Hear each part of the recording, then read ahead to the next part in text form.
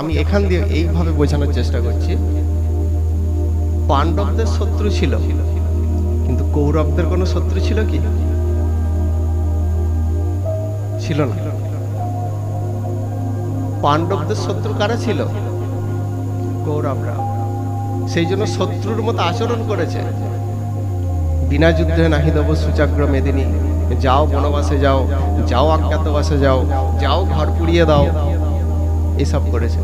কিন্তু কৌরবদের কোনো শত্রু ছিল? পাণ্ডবরা কৌরবদের প্রতি শত্রুতা করলে তবে তো পাণ্ডবরা তাদের শত্রু হবে। পাণ্ডবরা তো করেনি। পাণ্ডবরা তাদের ঘর পুড়িয়েছিল, তাদের বনবাসে পাঠিয়েছিল, তাদের অজ্ঞাতবাসে পাঠিয়েছিল, পাঠায়নি। তাদের ঘরে আগুন লাগিয়েছিল, পাঠায়নি আর লাগায়নি। তাহলে দেখো, সব সময় ভালো মানুষেরই শত্রু থাকে, খারাপ মানুষের শত্রু থাকে না। তুমি নিজেকে ভালো করে গড়ে তোলো, তোমার শত্রু হবে। আর বিজয় তারই হয় যার শত্রু আছে, যার বিপক্ষ আছে।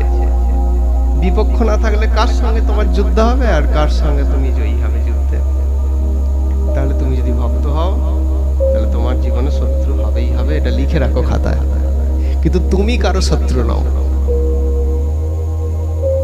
একজন সাধু কি করে? সাধু যজ্ঞ করে জগৎ কল্যাণের জন্য। জগতের মধ্যে তোমার শত্রু আছে না? তাহলে যে তোমার প্রতি শত্রুতা করছে তার তুমি মঙ্গল কামনা করছো, তার মানে জগৎ কল্যাণের জন্য তুমি যজ্ঞ করছো, তার মানে শত্রুও পড়ে সেই দিকে।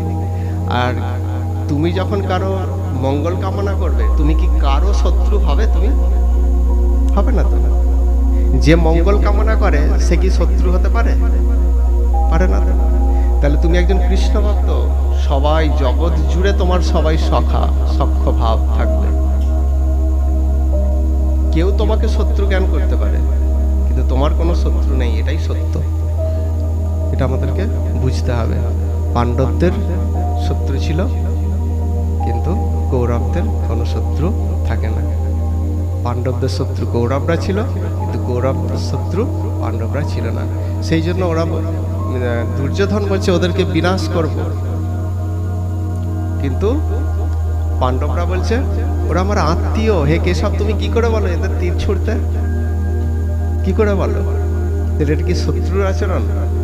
তাহলে এখান থেকে কিন্তু শিক্ষা, শুধু গীতা পাঠে আসলে হবে না, শুধু গীতা পড়লে হবে না, শুধু শাস্ত্র পড়লে হবে না, তত্ত্ব তো জানার চেষ্টা করতে হবে। যে প্রভু আমাকে জানিয়ে দাও, কাতরভাবে প্রার্থনা। আমি জানবো কি করে? আমার সেই ক্ষমতা আছে জানার? তুমি জানিয়ে দাও।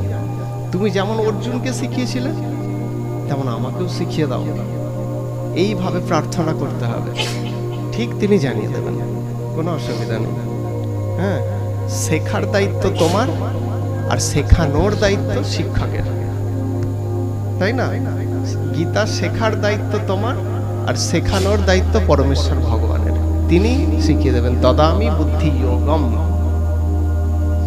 অর্থাৎ তিনি সেই বুদ্ধিটা প্রদান করবেন যাতে করে তার দেওয়া শাস্ত্রটা আমরা বুঝতে পারি, উপলব্ধি করতে পারি। এটাই হচ্ছে কথা। হ্যাঁ, তো দেখো এখানে যেটা বললেন ভগবান, যে নিশ্চিত